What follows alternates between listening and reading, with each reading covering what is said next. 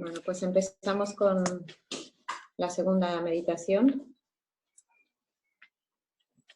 ¿Se me escucha bien?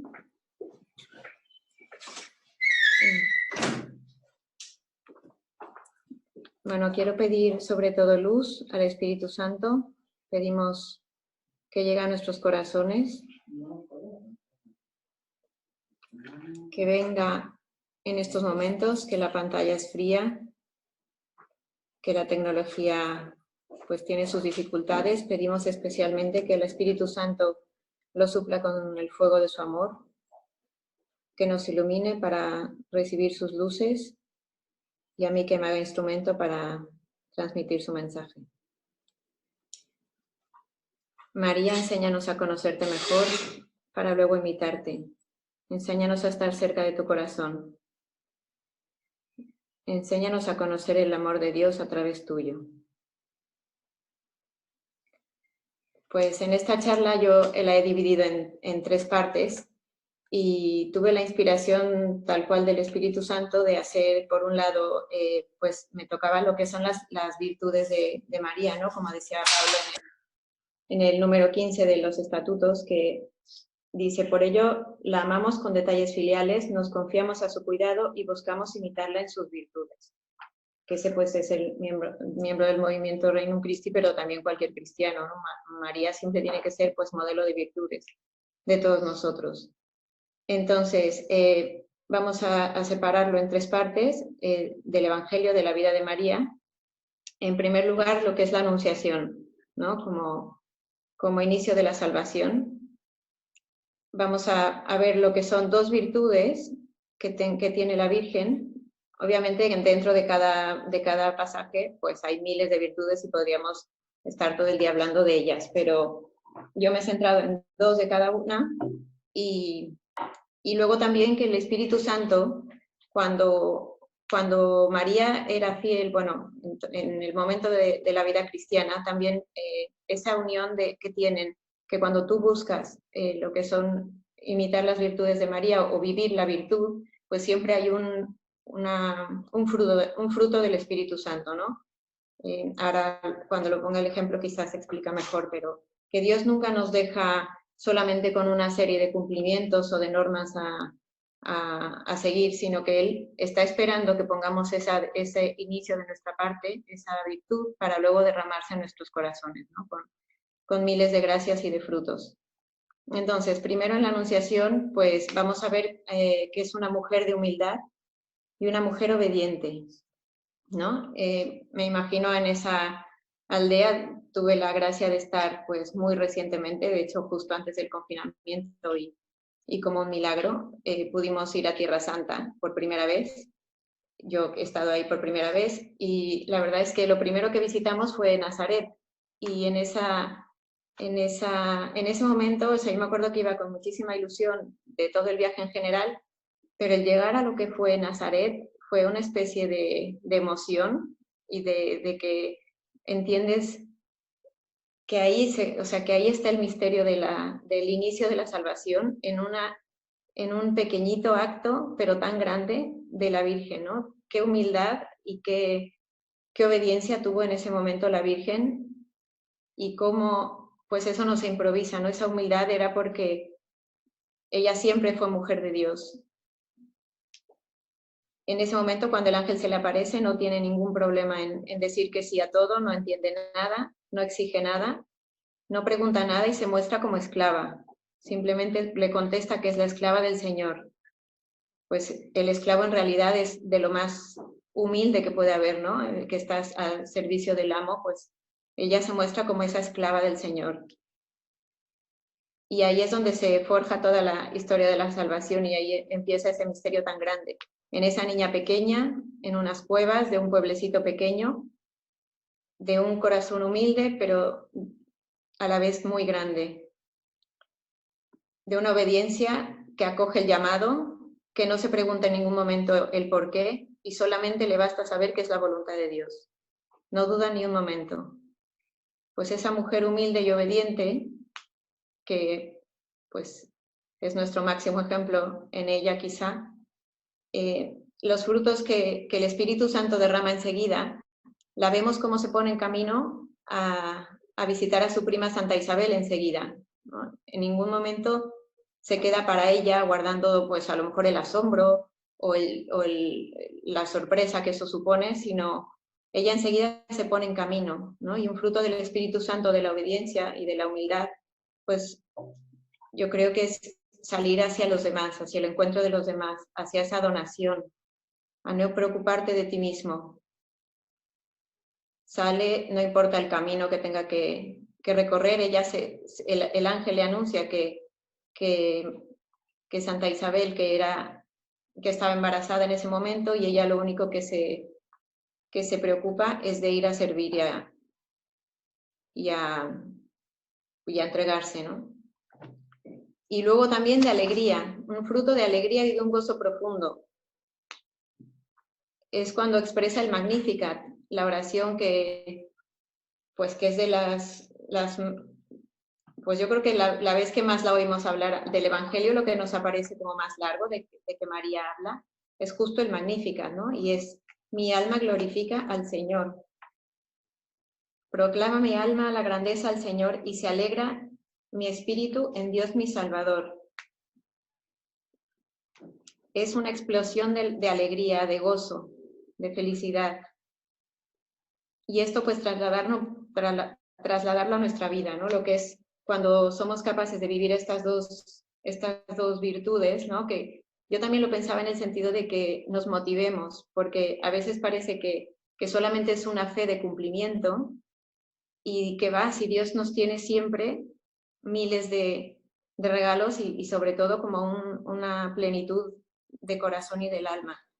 Entonces, pues gustar también de esos regalos del Espíritu Santo. Cuando logramos hacer alguna cosita muy pequeña, porque evidentemente no se nos puede comparar con el tamaño de las virtudes como las vivía María, pero a medida de cada uno de nuestras pequeñeces, de nuestras capacidades, pues cuando vivimos estas dos, o sea, cualquier virtud, pues siempre tenemos el premio en el alma del Espíritu Santo y sus frutos, ¿no? Pues ahora también pues nos ayuda mucho el verla a ella, ¿no? El ver cómo podemos ser humildes y obedientes ante la situación que estamos viviendo. El no preguntar nada, el no exigir nada, que a veces pues nos comemos la cabeza con tantas teorías y tantas explicaciones de por qué están sucediendo las cosas. Pues simplemente obedecer que Dios tiene un plan de Dios dentro de todo esto y con esa humildad acoger la situación que estamos viviendo. Otro de los pasajes que yo también quería que miráramos es la vida oculta en Nazaret. Y de todo esto también intentemos, porque a veces tenemos a la Virgen como puesta, pues no sé, como decía Pablo, ¿no? Pues está en las iglesias, en un altar, pero a veces nos cuesta verla con la parte humana. Y fue de carne y hueso. Y yo os quería invitar a que nos fijemos en alguna imagen que nos ayude mucho de alguna advocación que tengamos de ella, pero como que la bajemos de paseo con nosotros, que bajemos a su vida diaria, que bajemos a la parte humana que ella tenía, para que entonces también la podamos ver más cerca y nos inspire. Y en esa vida oculta de Nazaret, pues eran 30 años que tenía que vivir allí. Y hay las dos virtudes que quiero destacar de ahí, es que era mujer de fe y oración y era una mujer laboriosa. Mujer de fe y oración porque imaginaros durante 30 años que te dicen que Dios, bueno, que vas a ser madre del Hijo de Dios y que no pase nada, que realmente, bueno, pase lo de que se te pierda el niño, lo poco que conocemos del Evangelio, pero que no hubo ninguna cosa significativa para ella en esos 30 años, simplemente era el día a día. Y ella tenía esa fe firme en el plan de Dios, ella sabía que Dios iba a hacer todas las cosas en su momento adecuado, creía en sus tiempos. Y también me imagino siendo una fe de oración, hay una mujer de oración, una mujer que cumplía con todos las normas o los cultos que se tenían en la religión judía, y ella me imagino que era muy fiel a todo lo que eran los ritos, pero también me imagino como una mujer de oración en el día a día, que todo lo enfocaba para Dios, que todo lo miraba hacia Él, que tenía ese diálogo constante, esa oración continua, esa comunicación permanente. Y a veces, pues cuando no entendía nada, ¿no? Incluso con ese misterio de cuando se le pierde el niño, que le contesta aquella pregunta, o cuando que hace la presentación en el templo, pues le dice Simeón aquello de una espada atravesará tu alma, y ella pues en realidad no entiende nada. Y sigue con esa fe y con esa oración intentando vivirla en el fondo de su corazón. Pues a veces nosotros ahora también nos podemos encontrar con muchísimas dudas, con muchísima incertidumbre. Y si María pues aguantó 30 años, pues 2 meses de confinamiento o lo que llevemos, pues al final no es nada, ¿no? Y nos acabamos pues desesperando, pues que mirarla a ella nos ayude a ser esos hombres y mujeres de fe y de oración. Y luego también era una mujer laboriosa, me la imagino pues con las cosas pequeñas bien hechas, ¿no? En el día a día. Que sea nuestra inspiración esto para la vida que tenemos ahora en familia. Quizá hemos pues tenido que retomar muchas cosas que no hacíamos, ¿no? Quizá no habíamos cocinado tanto en los últimos años las madres como lo estamos haciendo ahora. Quizá los padres no habían ayudado tanto en casa como lo están pudiendo hacer ahora. Quizá los hijos tampoco pues veían no habían visto que su punto de colaboración en casa pues es tan importante, ¿no? Y esas cosas pequeñas que sean bien hechas pues tiene muchísimo valor también. Y ella, pues me la imagino perfectamente en Nazaret sirviendo a José y a Jesús pues en la cocina, en la limpieza, en el trabajo de casa. Y le da muchísimo valor a hacerlo ofreciéndolo para Dios, ¿no? Y los dos frutos que veía del Espíritu Santo, uno es la benignidad, que no es lo mismo que la bondad, sino que la benignidad es el trato delicado con los demás, el trato amable, el trato de armonía en mi hogar. Cuanto yo más me vuelco y cuanto más pongo esa laboriosidad en las cosas pequeñas y intento servir más, pues al final en mi hogar hay más armonía. Cuanto más donación, pues más armonía en mi hogar, más satisfacción personal también, porque sé que me estoy entregando a los demás. Y son pequeños avances de santidad que realmente nos llenan el corazón, ¿no?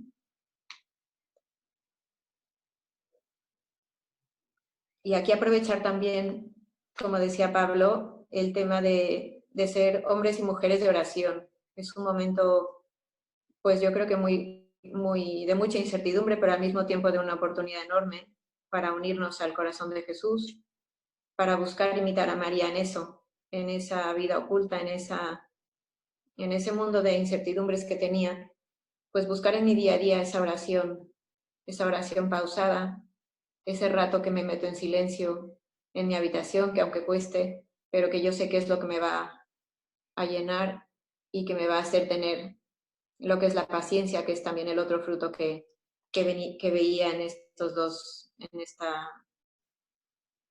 en esto del Espíritu Santo, lo que es la paciencia, ¿no? La paciencia, qué importante tener ese fruto del Espíritu Santo, el saber esperar. Y cómo María, con esa fe y oración, tenía una paciencia infinita, porque al final es lo que os decía, sabiendo que está todo en manos de Dios y que todo llegaría a su tiempo, aunque no entendía nada. Eran 30 años que pasaba uno, que pasaba otro, pero que se dicen rápido y pues al final son muchos. Con esa paciencia, sabiendo que Dios tiene sus tiempos. Pues que esa fe y esa oración nos hagan también tener esa paciencia para poder esperar los tiempos de Dios, para saber que lo tiene todo bajo control y que todo llegará y que volverá a salir el sol cuando lo quiera, que volveremos a tener la vida normal cuando Dios lo quiera. Y con esa paciencia saber esperar. Y otro de los pasajes que quería que nos fijáramos es en María al pie de la cruz. Primero que nada, como mujer de fortaleza. Una fortaleza que no se improvisa. Una fortaleza que, si no está fundada en la oración de toda una vida, es imposible hacerla con el sufrimiento de un hijo y a ese grado. Esa fortaleza que se da por esa sintonía con Dios y vuelve a resaltar su obediencia y su humildad que tenía en la Anunciación. Se sigue sintiendo esclava y en aquel misterio, viendo sufrir así a su hijo, sabiendo que es hijo de Dios, ella sufre en silencio. Ahí seguía sin exigir nada a cambio. Simplemente estaba cerca para sostener a su hijo con su mirada, estando presente. Siendo madres, que muchas de las que estamos oyendo somos madres o padres de familia, pues sabemos lo que es cuando sufre un hijo, ¿no? O el amor tan grande que tenemos, pues esa fortaleza, cuando veían a ese grado de sufrimiento de Jesús, solamente se sostiene con una vida de una profunda oración y estando perfectamente unida a la voluntad de Dios. Y también como una mujer de confianza. Ella sabía que todo estaba en manos de Dios, se había abandonado completamente a su voluntad. Sabía que seguía siendo perfecto el plan de Dios a pesar de que la inteligencia no entendía las cosas. A pesar del dolor, a pesar de ver el sufrimiento, ella seguía confiando. Confiaba siempre.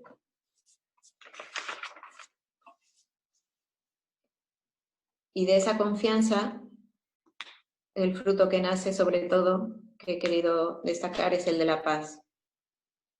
Qué diferente es cuando se sufre con angustia, así se sufre con paz. El dolor está ahí, el sufrimiento sigue ahí. Es la paz que da Dios en el dolor. ¿Cuántas veces lo hemos visto en gente cercana a nosotros cuando tienen un dolor profundo? Pues qué diferente es sufrir con paz a sin ella, de sufrir a sufrir con la mano de Dios, con el corazón puesto en Jesús. Si tenemos a Dios, el dolor es muy distinto, incluso cuando me llegan a fallar los demás, los afectos humanos, o si la gente no sabe entender el dolor. Siempre está Jesús para que descansemos en Él. Y me imagino que María en ese momento pues descansaba en Jesús, pero sobre todo en el Padre. Descansaba en su voluntad y a pesar del dolor que le suponía, tenía una paz profunda en su corazón. Y ella se mantuvo fiel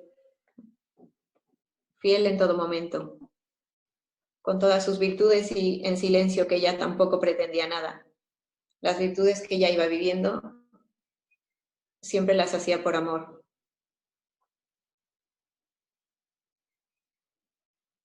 Y os invito a que pongamos a esa María humana, cercana, que la bajemos un poquito del altar para acercarla a nuestro corazón, pero que al mismo tiempo, cuando ya sepamos verla de la parte humana, busquemos admirarla en todas las virtudes que me inspiren, porque a lo mejor pues os inspiran mucho más virtudes de las que yo pueda mencionar, ¿no? Sobre todo pedir mucha luz, verla como esa madre de Dios, pero como esa madre de carne y hueso. Y al mismo tiempo, cuando vamos haciendo esa cercanía y la vamos teniendo pues más humana o más cercana a nuestras vidas, al mismo tiempo volverla a subir al altar y coronarla como reina de nuestras vidas, como reina de nuestros hogares, como reina de nuestros corazones. Y mirarla siempre a ella, en cada momento de nuestra vida, vivir de manera tan cercana y preguntarnos qué haría María en un momento u otro. ¿Qué haría María cuando tengo pues esa tribulación, cuando tengo esa dificultad, cuando me desespero, cuando viene una situación en la que siento que me desborda, cuando me siento el cansancio? ¿Qué haría María en ese momento? ¿cómo reaccionaría ella? ¿Qué virtud es la que ella en ese momento no la haría caer en desesperación o en tristeza? Y levantar la vista a ella para sobre todo intentar imitarla, coronarla en mi corazón.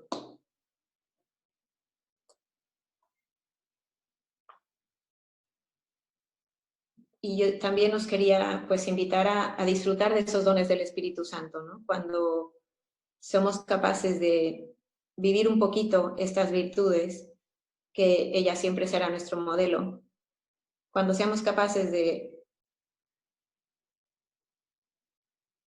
tenerla, de tener esos pequeños avances que vamos teniendo, ¿no? Porque a veces si no nos motivamos, pues parece que es una fe de siempre dificultad, de cosas que cuestan. Y yo creo que a veces nos falta gustar y valorar todo lo que son los frutos, esos guiños de Dios, esos caramelitos, esas explosiones en el corazón que van llegando cuando somos capaces de acercarnos con esa virtud un poquito, con esas virtudes que Él nos pide que vivamos, ¿no? Y esa es una manera también en que podemos disfrutar mucho más nuestra fe, de desbordarnos del amor del Espíritu Santo, de hacer ese ejercicio en nuestra vida y siempre contemplarla a María para imitarla. Incluso en esos rezos del rosario, pues a veces, ¿no? Con la rutina, pues quizá hay días que vamos perdiendo concentración o vamos recitando como loritos, como repitiendo las cosas, pues saber gustar de esos misterios, el detenerme en cada pasaje que la Iglesia nos propone, porque en cada uno María tiene unas virtudes distintas a vivir y unas actitudes y visualizarla, esa parte humana, y a la vez, pues, de imitarla, ¿no? El rezarlo con profundidad.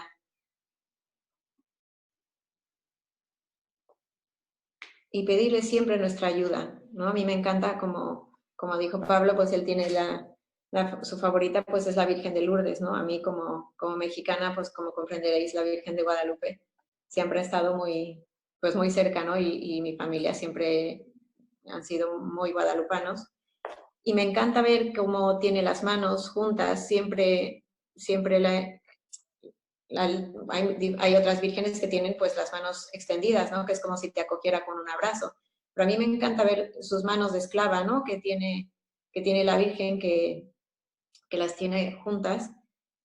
Me encanta ponerle todas mis intenciones ahí en sus manos. Cuando tengo una preocupación, cuando tengo una dificultad, se la dejo ahí, en sus manos. Y esto siempre me ha ayudado en mi vida a poner toda mi vida, ponerla ahí, ¿no? Incluso, pues, poner los proyectos, poner los apostolados, poner las cosas que se nos van presentando, dejárselo todo ahí en sus manos, que ella es nuestra gran intercesora. Ella, como decía Pablo, siempre ha sido un regalo de Jesús que nos dio al pie de la cruz. Aprovechemos ese regalo, que es amor infinito.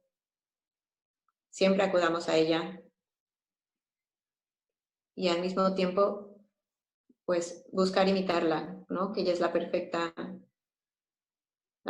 seguidora de la voluntad de Dios, la perfecta madre de Dios, con todos los atributos que podamos decirle, pues siempre hay una virtud que seguramente nos cuesta más, que ella la podemos coger como modelo.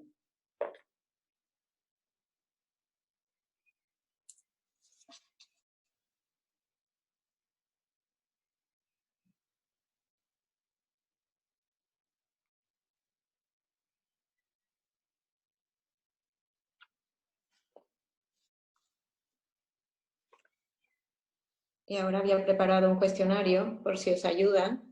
Bueno, un cuestionario no, pero una guía de oración por si os ayuda a acabar de profundizar en lo que es nuestro amor a María.